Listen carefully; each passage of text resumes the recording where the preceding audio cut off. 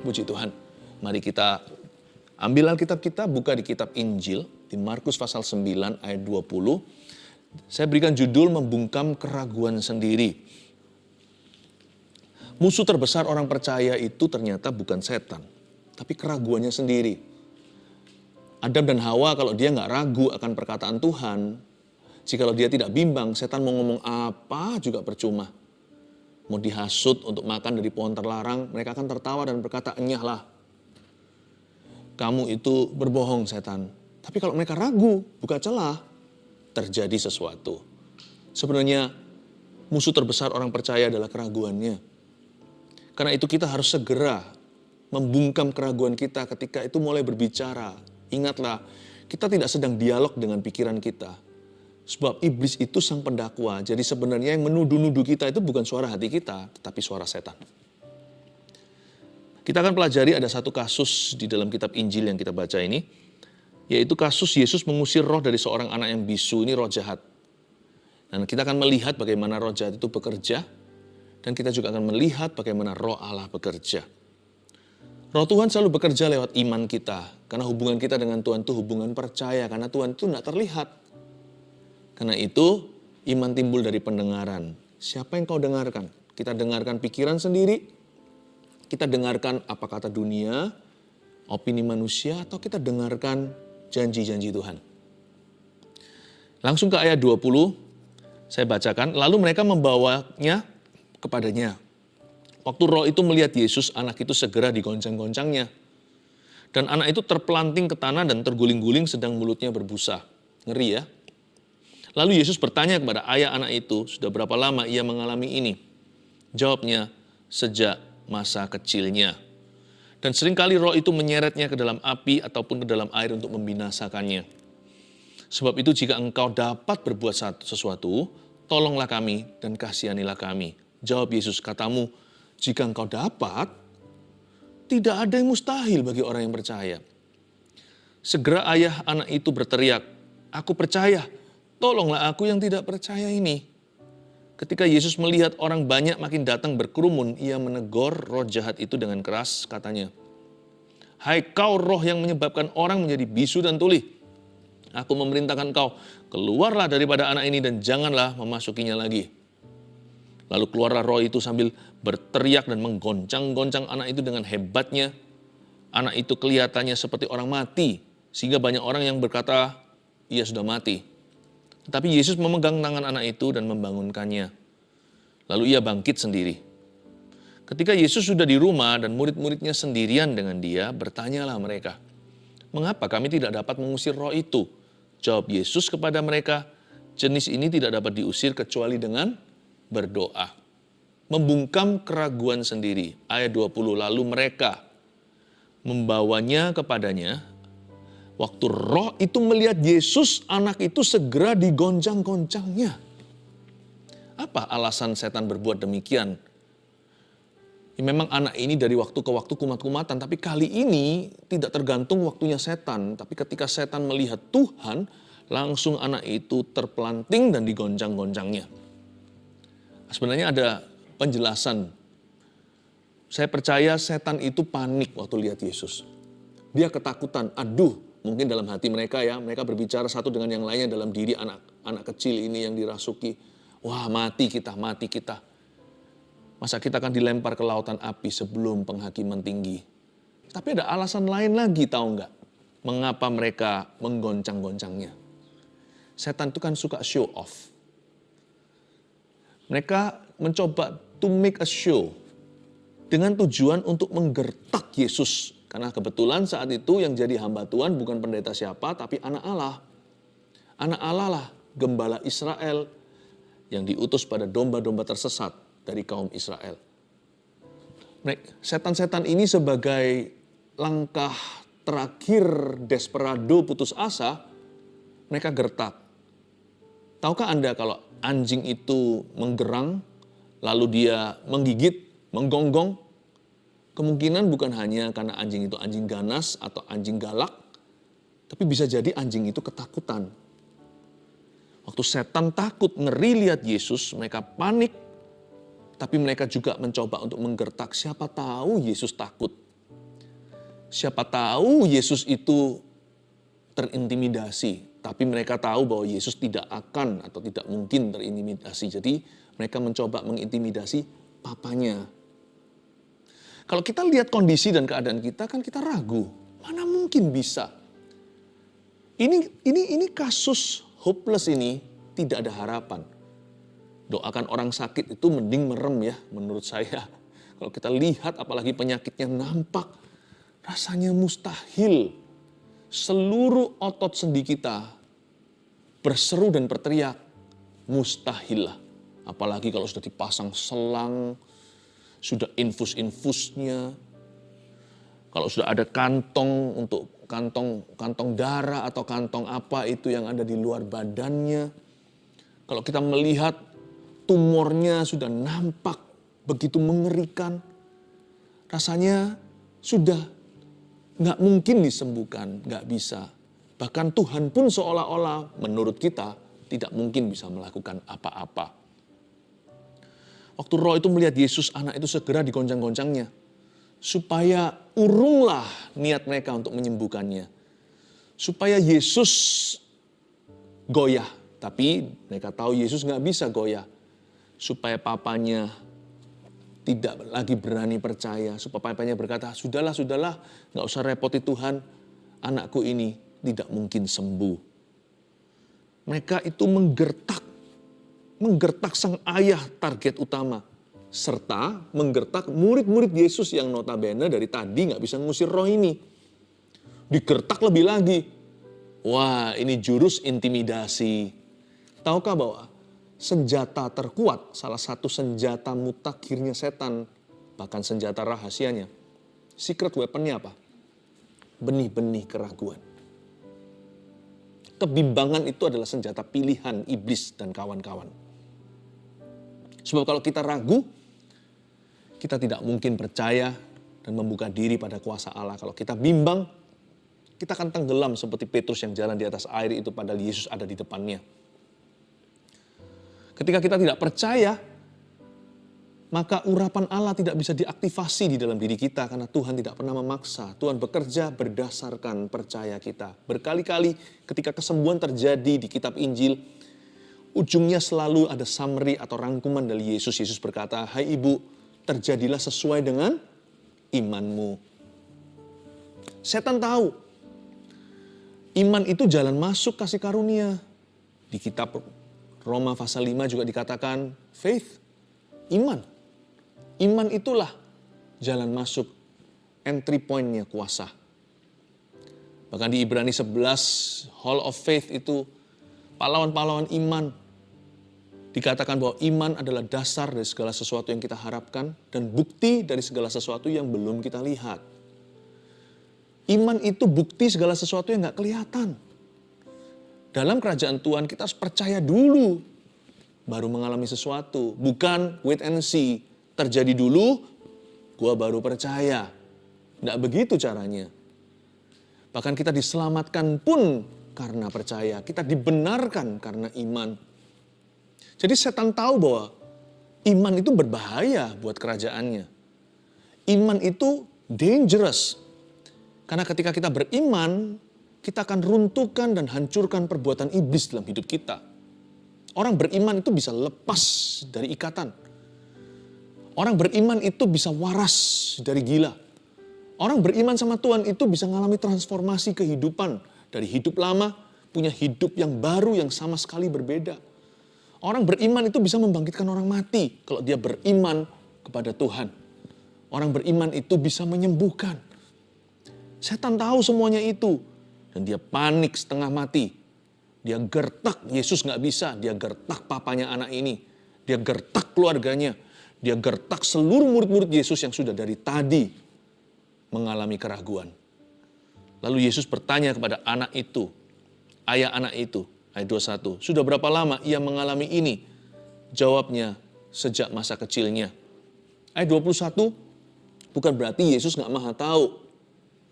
Berkali-kali ada banyak insiden di dalam kitab Injil. Yesus sebelum ketemu dengan salah satu muridnya, dia sudah melihatnya ketika orang muda itu berada di bawah pohon, bahkan Tuhan menyebut namanya sampai tercengang. Sampai tercengang Nathanael. Gak pernah kenal Yesus sebelumnya, kok bisa tahu? Yesus berkata, kamu adalah Israel sejati, tidak ada kepalsuan di dalam dirimu. Akhirnya dia menjadi murid Yesus. Ketika murid-muridnya berdebat di antara mereka siapa paling besar, Tuhan langsung ambil anak kecil. Padahal Tuhan gak ada di situ waktu mereka lagi berantem. Tuhan Maha tahu. Bahkan sebelum satu kejadian, Tuhan udah tahu dulu. Tapi kali ini kenapa seolah-olah Yesus manusiawi di ayat 21? Mengapa pakai tanya segala kepada ayah anak itu sudah berapa lama ia mengalami ini? Yesus itu sedang jemput papa anak ini. Yesus gak datang dengan kemahakuasaannya. Yesus menghampiri dia dengan kemanusiaannya.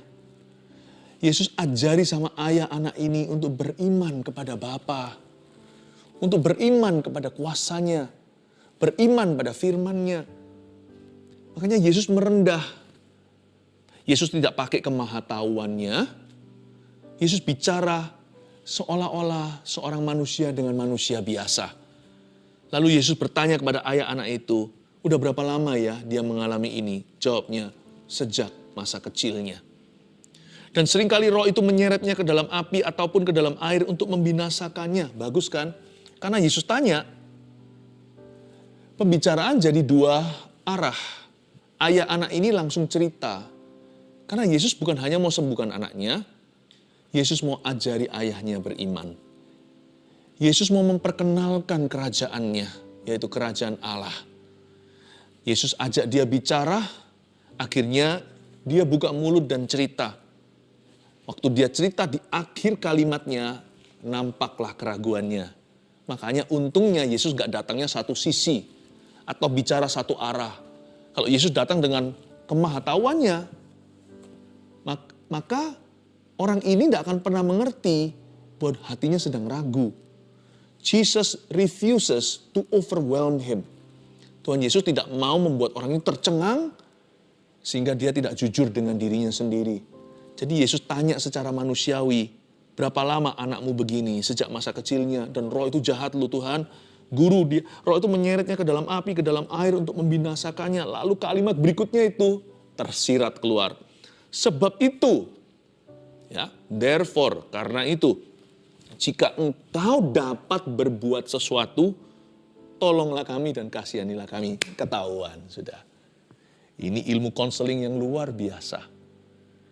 Daripada kita memberitahukan solusinya di mana, kita bantu orang itu menemukannya sendiri. Dan akhirnya ketahuan bahwa ternyata selama ini hatinya ragu-ragu sama Tuhan. Benar-benar senjata setan terhadap keluarga ini mempan. Gertakannya berhasil. Apalagi digoncang-goncang tadi, ayah ini imannya semakin goyang. Karena dia melihat apa yang setan bisa lakukan. Dia tidak percaya apa yang Tuhan sanggup lakukan. Waktu digoncang-goncang, dia terpancing untuk melihat yang kelihatan, apa yang nampak mata. Sedangkan iman itu melihat yang tidak kelihatan. Ingat tadi Ibrani pasal 11 ayat pertama. Iman adalah bukan hanya dasar dari apa yang kita harapkan, tapi bukti yang gak kelihatan. Tuhan latih ayah ini untuk beriman. Karena diusir setannya sekali ya sudah. Tapi kalau setan itu kembali nanti menggoda mereka lagi. Kalau mereka tidak beriman, tetapi anak ini tersapu bersih. Itu bukan kekudusan atau kesucian. Tersapu bersih maksudnya kalau hidup anak ini kosong hampa firman, nanti kan setan bisa kembali dengan 7 roh lebih jahat kan, lebih celaka. Jadi Yesus tidak hanya tertarik untuk membebaskan dia sehari saja. Yesus ingin dia merdeka selama-lamanya. Tuhan tidak hanya memberikan kelepasan, Tuhan melatih keluarga ini untuk terus beriman kepada Tuhan. Tuhan itu baik ya. Tuhan itu gak pernah kasih kita painkiller untuk sembuhkan gejalanya. Tuhan selalu mau cabut akar-akarnya. Ini ilmu konseling yang luar biasa. Yesus tanya sama dia.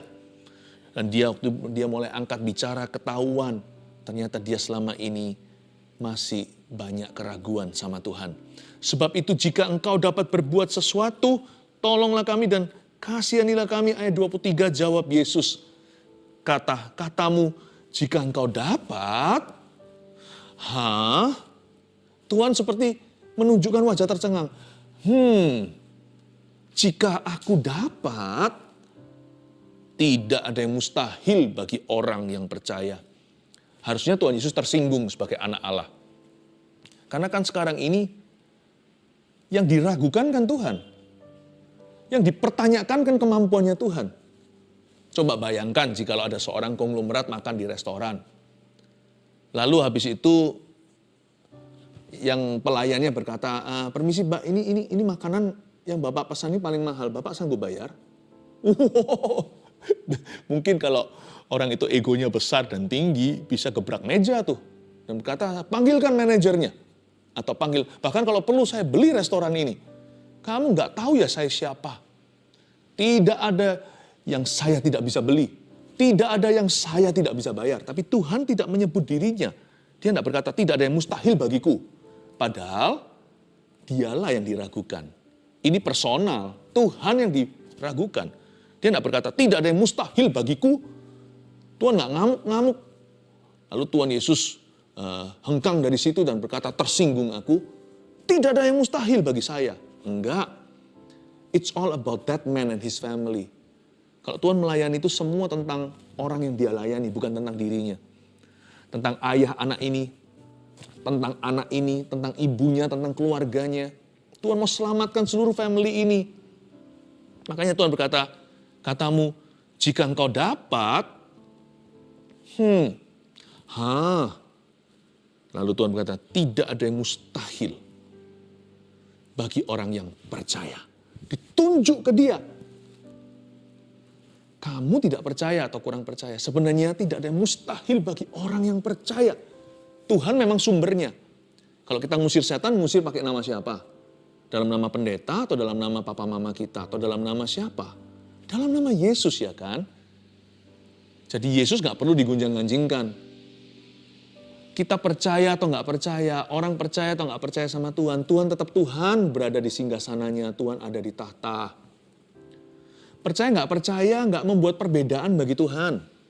Tapi percaya nggak percaya membuat perbedaan bagi kita yang mengalaminya. Percaya nggak percaya itu bedanya di pasiennya, di orang lain. Bedanya di kita. Makanya Tuhan berkata, jika engkau dapat, nggak apa-apalah. Never mind, it's okay. Memang tidak semua orang bisa percaya sama Tuhan. Tapi FYI kata Tuhan kepada ayahnya anak kecil ini. For your information only. Tahu nggak kamu, tidak ada yang mustahil loh bagi orang yang percaya. Tuhan lemparkan bolanya kembali ke dia. Sebab jika engkau dapat berbuat sesuatu, tidak ada yang mustahil bagi orang yang percaya. Langsung ayah anak ini tertemplak. Bukan tertuduh ya, tertuduh itu setan yang melakukan. Tertemplak itu Roh Kudus. Roh Kudus itu menginsafkan kita akan ketidakpercayaan kita. Tiba-tiba Roh Kudus seperti membelai halus hatinya dan dia langsung merasa bersalah. Tapi perasaan bersalah itu tidak membuat dia jauh dari Tuhan, tapi justru membuat dia mendekat kepadanya. Kalau Roh Kudus yang menemplak seseorang, orang itu akan bertobat, bukan lari dari hadiratnya. Segera ayah anak itu berteriak, ini responnya ketika dia ditemplak oleh Roh Kudus. I believe, aku percaya. Help me with my unbelief. Tolonglah aku yang tidak percaya ini. Saya mengagumi ayah anak ini. Orang ini real sekali. Ini bukan orang yang lip service atau hanyalah manis bibirnya.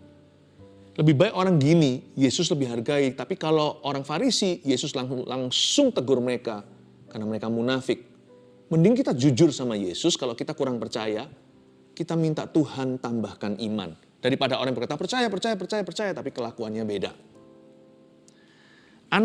Ayah anak ini langsung berteriak ketika dia menyadari bahwa ternyata selama ini keraguan masih memerintah. Dan dia baru sadar, barusan itu aku ngomong apa ya? Seperti hampir-hampir dia menepuk pipinya sendiri, bahkan kalau perlu menampar bibirnya. Aku ngomong apa tadi? Jika engkau dapat. Aduh, bukannya pengakuan iman, kok pengakuan ragu. Kenapa yang kuelu-elukan itu kebimbangan, bukan firman Tuhan. Hampir-hampir dia tampar bibirnya sendiri dan berkata, Apa yang aku katakan? Aku ngomong apa tadi ini ya? Sorry Tuhan. Sorry Tuhan. Aku percaya. Belum mantap-mantap sekali sih. Help me. Tolonglah aku yang tidak percaya ini. Ini yang perlu kita lakukan. Kita nggak perlu punya iman segede gunung. Biji sesawi aja jadi. Tapi waktu kita merasakan keraguan atau mulai mencetuskan kebimbangan-kebimbangan bukan firman Tuhan, waktu kita menyadarinya, cepat bungkam dirimu sendiri. If you've got nothing to say, no faith to confess, say nothing. Kalau kita nggak tahu mau ngomong apa, lebih baik jangan ngomong apa-apa. Nanti kita ngawur ngomongnya, malah ditangkap sama roh jahat. Jangan sampai kita meracuni diri sendiri. Banyak orang mengeluh, menggerutu, mati sendiri di padang gurun. Bukan Tuhan yang bunuh, tapi kalimat dan kata ragu yang membunuhnya. Tahu nggak kata-kata kita bisa membunuh orang lain? Bukan fisik maksud saya, membunuh roh mereka, membunuh hati mereka, membunuh semangat, mematahkannya. Kalau kita nggak tahu mau ngomong apa, jangan ngomong apa-apa deh. Kalau nggak ada iman yang bisa kita akui, lebih baik kita berdiamlah. Dan ketahuilah bahwa aku adalah Tuhan. Mendingan berdiam diri di hadirat Tuhan sampai iman tumbuh.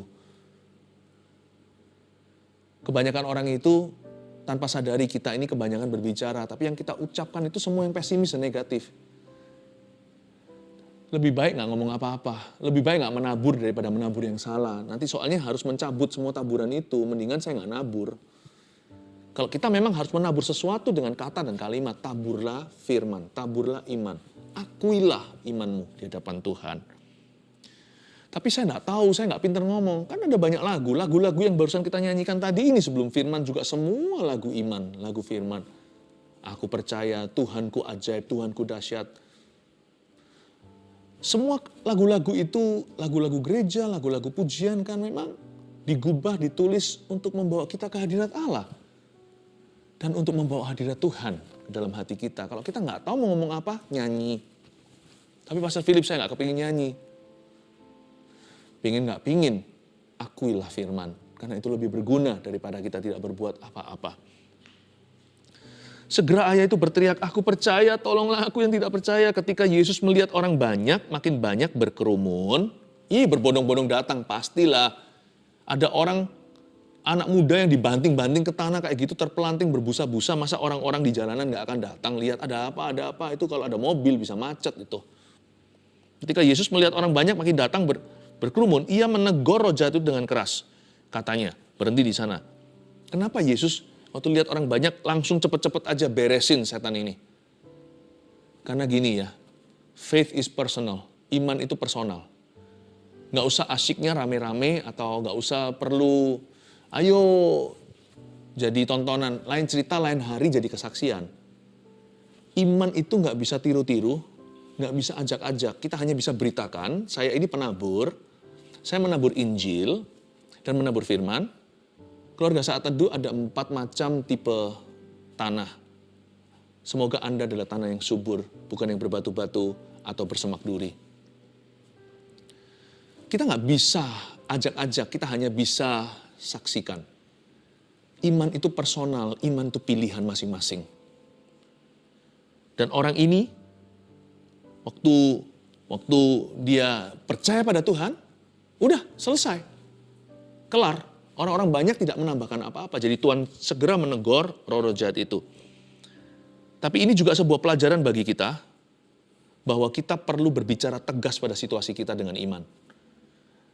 Maka Tuhan berkata begini dengan keras, katanya, lihat perkataan Tuhan. Hai kau roh yang menyebabkan orang menjadi bisu dan tuli, aku memerintahkan engkau. Jangan diajak dialog keraguanmu atau kebimbanganmu. Setan jangan diajak bicara. Hasutan-hasutan itu jangan coba untuk dilawan dengan pikiran positif. Langsung aja perintahkan tengging dalam nama Yesus. Pikiran-pikiran buruk, pikiran-pikiran jahat, pikiran-pikiran berzina, pikiran-pikiran meninggalkan Tuhan, enyah dalam nama Yesus. Dan kalau kita mau tengking itu, lakukan dengan caranya Yesus. Selalu di backup dengan firman. Ada tertulis, manusia hidup bukan dari roti saja, tapi dari setiap firman yang keluar dari mulut Allah. Ada tertulis, jangan mencobai Tuhan Allahmu. Ada tertulis, sembahlah Tuhan dan Dia saja. Makanya itu pentingnya kita tuh isi diri dengan peluru firman itu. Pada waktu nanti kita perlu menggunakan pedang kita, ada peluru. Waktu kita memakai senjata iman. Hai kau roh yang menyebabkan orang itu bisu dan tuli, aku memerintahkan engkau, I command you. Keluarlah dari anak ini dan jangan memasukinya lagi. Please speak to your circumstances with the authority of the word. Bicara kepada keadaanmu dengan otoritas Tuhan. Kadang-kadang kalau saya nggak bisa memuji, saya juga alami berat gitu, misalnya dalam tekanan. Apakah kami nggak punya masalah? Punya, cuman kami tidak memberhalakan masalah kami, itu aja bedanya. Kami menaruh masalah orang-orang yang kami layani termasuk keluarga saat teduh itu setara bahkan lebih prioritas daripada masalah pribadi kami sendiri. Tapi waktu saya sendiri secara pribadi, saya rasa seperti, berat sekali. Nggak kuat. Tuhan sudah melatih saya, puluhan tahun sudah, untuk berkata, hai jiwaku, pujilah Tuhan. Saya perintahkan jiwa saya sendiri. Sekalipun saya bukan bicara ke setan, saya juga bisa bicara kepada roh saya sendiri. Saya juga bisa bicara kepada badan tubuh saya. Seperti orang kalau bangun tidur, harus bangun kerja, padahal maunya tidur sampai siang. Kita bisa perintahkan kan, ayo bangun sekarang nanti telat.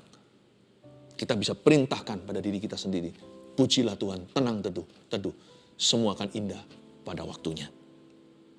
Lalu keluarlah roh itu sambil berteriak dan menggoncang-goncang anak itu dengan hebatnya. Anak itu kelihatannya seperti orang mati sehingga orang banyak berkata ia sudah mati. Tapi Yesus memegang tangan anak itu dan membangunkannya. Lalu ia bangkit sendiri. Luar biasa ya. Untung nggak ngikuti dengan popular opinion atau opini yang populer saat itu. Karena kalau iya anak ini bisa-bisa dikubur. Tapi Yesus berkata anak ini nggak mati. Meskipun dia kelihatan mati dan kalian bilang dia sudah mati. Percayalah kepada Tuhan dengan segenap hatimu. Dan jangan bersandar kepada pengertianmu sendiri termasuk penglihatan jasmanimu. Dan jangan percaya kepada apa yang nampak saja. Bersandarlah kepada Tuhan. Di sini ada perbedaan. Anak itu kelihatan mati, semua orang berkata, dia sudah mati. Tapi Tuhan berkata, no. Dan waktu Yesus memegang tangan anak itu dan membangunkannya, ia bangkit sendiri, lihat itu. Dia bangkit sendiri, gak perlu dibantu. Ketika Yesus sendiri di rumah dan murid-muridnya dengan dia bertanyalah mereka mengapa kami nggak bisa mengusir roh jahat ini. Jawab Yesus pada mereka, baca ini. Jenis ini nggak dapat diusir kecuali dengan berdoa. Ini bukan berarti tadi kan juga berdoa waktu murid-murid mengusir tapi nggak bisa di ayat-ayat sebelumnya itu, sebelum ayat 20 tadi yang kita baca. Iya, tapi ini bukan bicara tentang doa di lokasi. Ayo saya doakan kamu, saya tangking setan di dalam dirimu, bukan. Atau mari saya doakan supaya Tuhan sembuhkan. Bukan doa on the spot. Doa ketika diperlukan. Ini hidup doa.